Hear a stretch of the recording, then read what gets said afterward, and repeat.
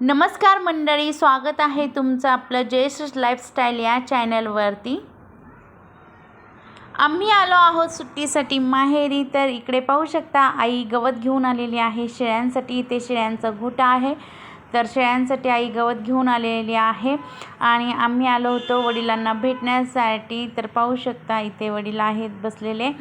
तर त्यांचं वय साधारण 75-70-75च्या वरच आहे। तर तेही खूप मोठ्या मोठ्या विघ्नांमधून वाचलेले आहेत। मागच्याच वर्षी त्यांना ब्रेन स्ट्रोक झाला, त्या कारणाने अशी त्यांची परिस्थिती झालेली आहे। तरीही ते खूप हिम्मत दाखवतात, खूप म्हणजे तसे स्ट्रॉंग आहेत खूप, आणि खूप म्हणजे असे चालण्याचा वगैरे प्रयत्न करतात स्वतःच।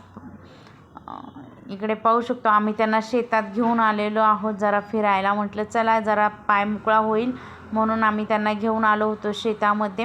इकडे आहे शेतामध्ये पहा नारळाची सगळे नारळाची अशी झाडे लावलेली आहेत, भरपूर अशी नारळ आहेत त्याला। इकडे विहा स्पृहा आल्या होत्या मावशीसोबत शेतामध्ये ऊस खुरपण्यासाठी। तर पहा कशा गवत काढतायत त्या इकडे शेतामध्ये। पहा खूप आवड असते लहान मुलांना या अशा गोष्टी करण्यासाठी। इकडे पहा दोघींनी 2 विळे घेतलेले आहेत आणि दोघी देखील शेतामध्ये खुरपण्यासाठी आलेले आहेत। मावशीला काही घरी बसून दिलं नाही त्यांनी। नंतर आम्ही घरी गेल्यानंतर इकडं आम्ही तिघींनी मिळून स्वयंपाक केला। या दोघी, एकीने भाजी टाकली, एकीने चपाती केली आणि मी भांडी घासली। तिघींनी मिळून सगळं काम केलं, आईला कुठल्याही कामाला हात लावून दिला नाही।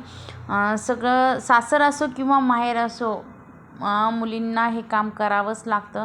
आणि जर आपण सासरी सगळ्यांना सुख देतो, तर आपण माहेरी गेल्यानंतर आपल्या आईला देखील सुख दिलं पाहिजे, हा आमचा एक मुद्दा असतो।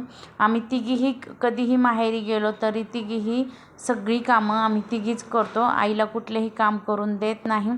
त्यानंतर इकडं आमचा स्वयंपाक झाला आणि आम्ही सगळेजण जेवायला बसलो। मस्त मासे वगैरे बनवलेले होते, मस्तपैकी जेवण केलं। जेवण झाल्यानंतर आम्ही गेलो शेतामध्ये फेरफटका मारण्यासाठी। तर इकडे सीताफळाची झाडं होती, नंतर सीताफळं काढली आणि आम्ही घरी गेलो। चला तर मग बाय बाय।